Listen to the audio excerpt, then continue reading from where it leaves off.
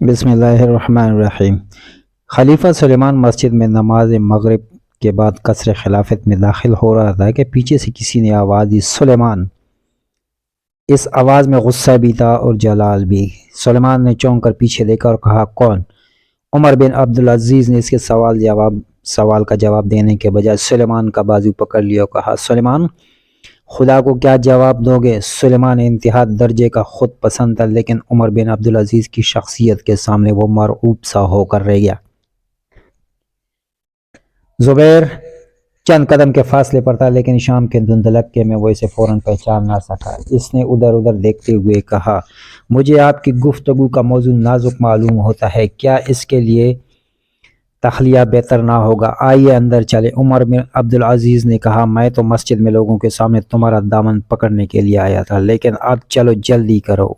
آؤ زبیر، تم بھی۔ چند قدم چلنے کے بعد تینوں محل کے کشادہ کمرے میں داخل ہوئے۔ سلیمان نے مشعل کی روشنی میں زبیر کی طرف دیکھا اور کہا، میں نے تمہیں کہیں پہلے بھی دیکھا ہے۔ عمر بن عبدالعزیز نے کہا، ان باتوں کا وقت نہیں، محمد بن قاسم کے متعلق کچھ کہنے آیا ہوں۔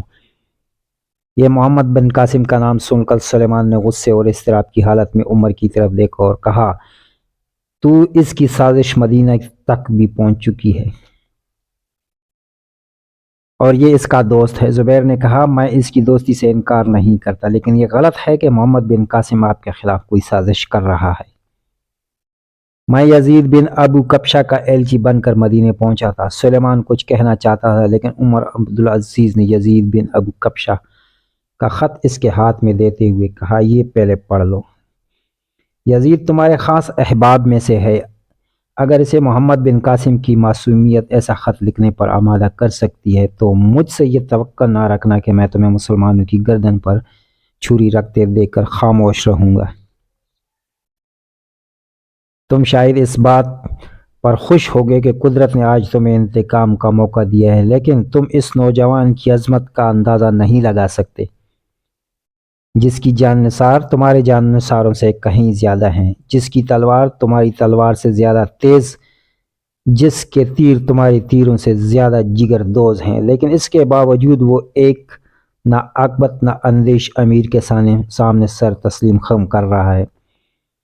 تم نے 50 آدمیوں کو اسے قید کر کے لانے کا حکم دے کر سندھ بھیجا تھا، لیکن تم ہی بتاؤ، اگر تم خود اس کی جگہ ہوتے اور تمہارے پاس 1 لاکھ سے زیادہ جان نثاروں کی فوج ہوتی اور یزید تمہیں جا کر خلیفہ کا یہ حکم سناتا کہ میں تمہیں زنجیریں پہنا کر لے جانا چاہتا ہوں، تو تم ان 50 آدمیوں کے ساتھ کیا سلوک کرتے؟ تمہارا اپنا بھائی تمہارا امیر تھا، لیکن تم تمام عمر اس کے خلاف طرح طرح کی سازشیں کرتے رہے، لیکن محمد بن قاسم تمہیں اچھی طرح جانتا ہے، اسے تم سے کسی بھلائی کی امید نہ تھی، اگر وہ چاہتا تو سندھ کے ہر گھر کو اپنے لیے قلعہ بنا سکتا تھا۔ وہ اگر تمہارے ایلچی کو قتل بھی کر دیتے تو شاید تم اس کا کچھ نہ بگاڑ سکتے تھے، لیکن اس کے باوجود تمہاری اطاعت سے منحرف نہیں ہوا۔ تم اپنے انتقام سے زیادہ نہیں سوچ سکے، اس کے سامنے عالم اسلام کا مستقبل ہے۔ کیا تم اس سے اس بات کا انتقام لینا چاہتے ہو کہ حجاج بن یوسف کا داماد ہے اور فنون حق کی نمائش میں اس نے تمہیں نیچا دکھایا تھا؟ کاش جس طرح وہ ایک سپاہی کے فرائض سمجھتا ہے، اس طرح تم بھی ایک امیر کے فرائض سمجھتے۔ اس کی افواج ہندوستان کے آخری کونے تک اسلام کا پرچم لہرانے کا تہیہ کر چکی ہے۔ اگر اسے واپس نہ بلاتا تو وہ شاید اس وقت تک راجپوتانہ فتح کر چکا ہوتا۔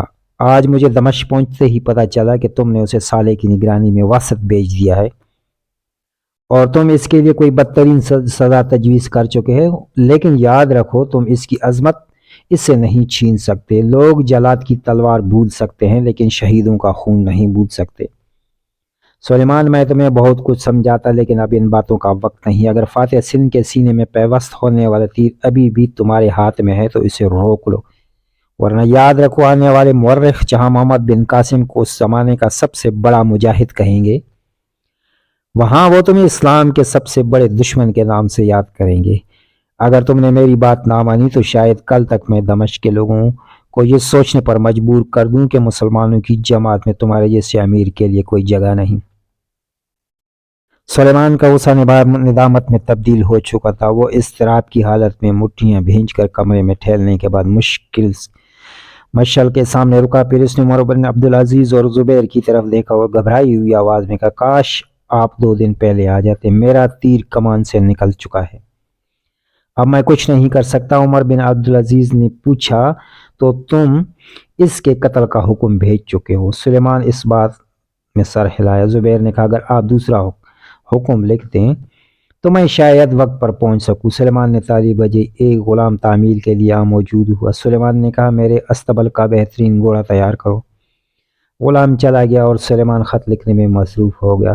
خط ختم کرنے کے بعد سلیمان نے عمر بن عبدالعزیز کو دیتے ہوئے کہ آپ پڑھ لیجئے۔ عمر بن عبدالعزیز نے خط پر سرسری نگاہ ڈالنے کے بعد یہ خط زبیر کے ہاتھ میں دے دیا اور کہا، اب خدا کرے یہ وقت پر پہنچ جائے، تم بہت تھکے ہوئے ہو، کیا یہ بہتر نہ ہوگا کہ کسی اور کو بھیج دیا؟ زبیر نے جواب دیا، یہ خط حاصل کرنے کے بعد میری تھکاوٹ دور ہو چکی ہے، میں آپ کو اطمینان دلاتا ہوں کہ راستے میں آرام کیے بغیر واسط پہنچ سکتا ہوں۔ اگر مجھے راستے کی چوکیوں سے تازہ دم گھوڑے ملتے جائیں تو میرا ارادہ ہے کہ میں طویل راستہ اختیار کرنے کے بجائے سیدھا صحرا عبور کر لوں۔ سلیمان نے ایک اور حکم نامہ راستے کے فوجی چوکیوں کے نام لکھ کر زبیر کے حوالے کیا۔ غلام نے آ کر اطلاع دی کہ گھوڑا تیار ہے۔ زبیر نے سلیمان کے ساتھ مصافحہ کرنے کے بعد عمر بن عبدالعزیز کی طرف ہاتھ بڑھاتے ہوئے کہا، آپ میرے لیے دعا کریں۔ عمر بن عبدالعزیز نے خدا حافظ کہتے ہوئے زبیر کی طرف غور سے دیکھا۔ اس کے چہرے پر جو چند لمحے پہلے ایک طویل سفر کی کلفتوں سے مرجھایا ہوا تھا، امید کی روشنی جھلک رہی تھی۔ تھوڑی دیر بعد زبیر ایک تیز رفتار گھوڑے پر واسط کا رخ کر رہا تھا۔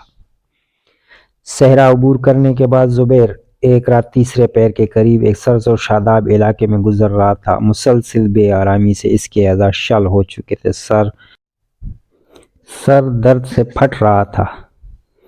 گھوڑے کی تیز رفتاری کے باوجود پچھلے پیر کی ہوا کے خوشگوار جھونکے اسے ہتھے پر سر ٹیک کر دنیا و مافیا سے بے خبر ہو جانے پر مجبور کر رہے تھے۔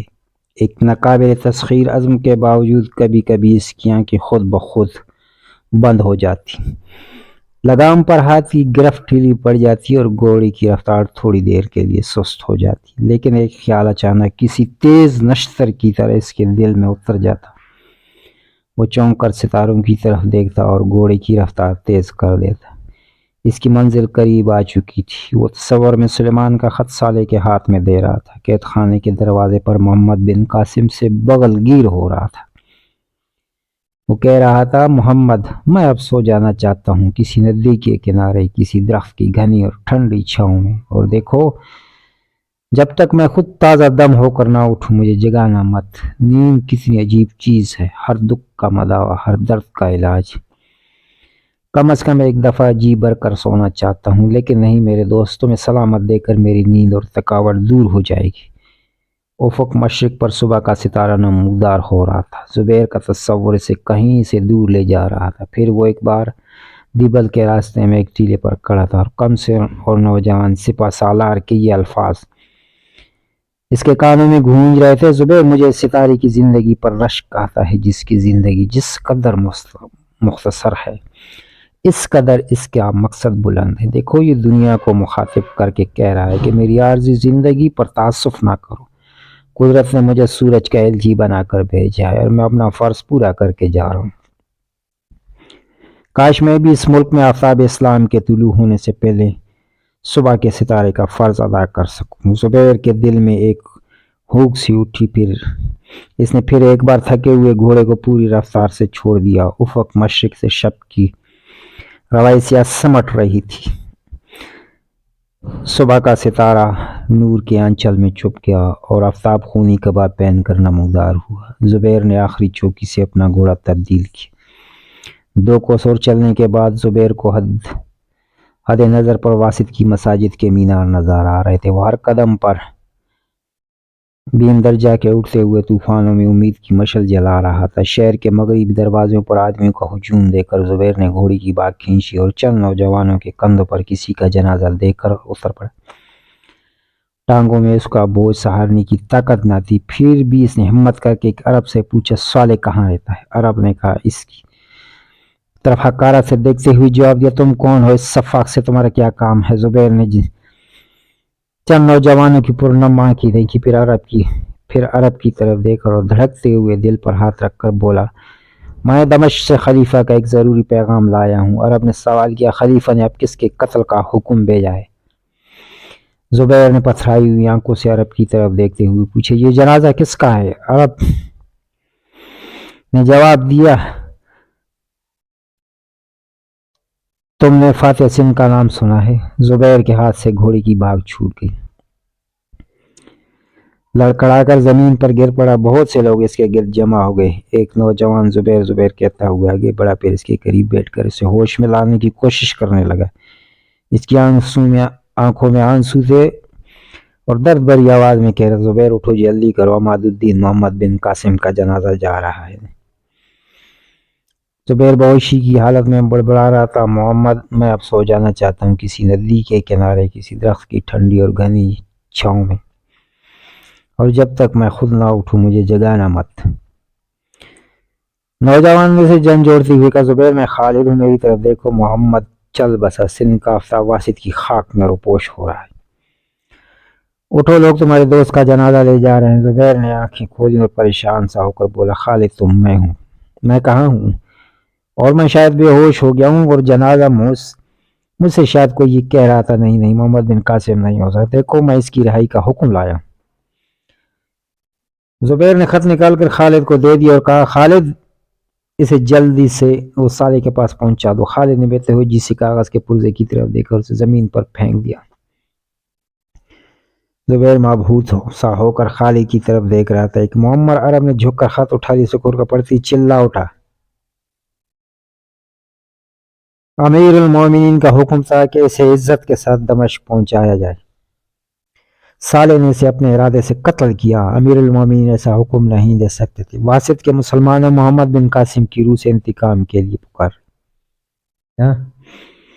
تم کیا دیکھتے؟ آؤ میرے ساتھ آؤ۔ ہجوم کے کھسک جانے کے بعد خالد نے زبیر کو اٹھانے کے لیے سہارا دینے کی کوشش کی، لیکن اس نے کہا، میں اب ٹھیک ہوں، چلو۔ دونوں اٹھ کر قبرستان کی طرف چلے۔ جس وقت لوگ محمد بن قاسم کی لات پر مٹی ڈال رہے تھے، کوئی 50 نوجوان سالے کے مکان کا دروازہ توڑ کر اندر داخل ہوئے اور تلواریں سونت کر اس سے ٹوٹ پڑے۔